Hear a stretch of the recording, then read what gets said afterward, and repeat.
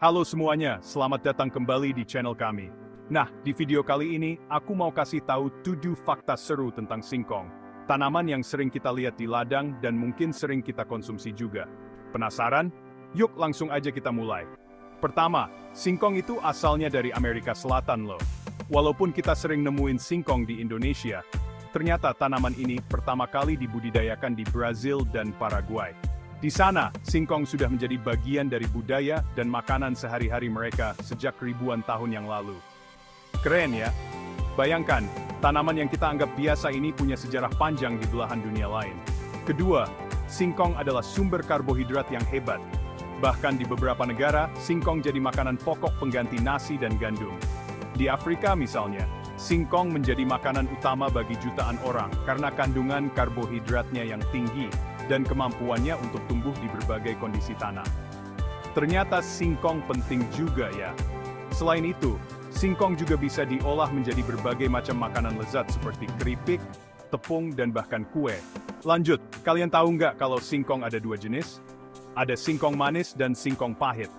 Singkong manis biasanya lebih aman untuk langsung dimakan setelah dimasak, sedangkan singkong pahit harus diolah lebih lanjut. Nah, singkong pahit ini mengandung lebih banyak sianida, jadi harus diolah dengan benar biar aman dimakan.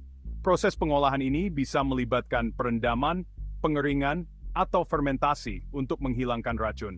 Fakta keempat, singkong bisa tumbuh di tanah yang nggak subur. Tanaman ini kuat banget, bisa tahan di tanah yang kurang subur dan cuaca kering.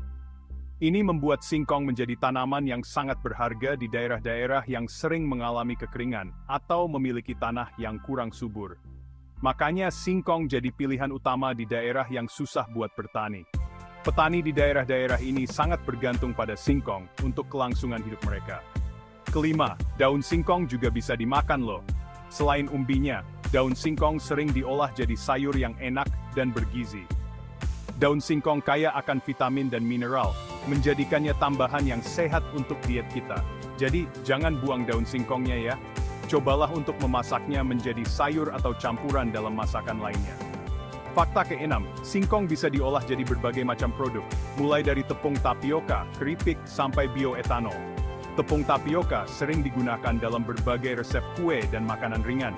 Sementara bioetanol dari singkong bisa menjadi sumber energi alternatif yang ramah lingkungan.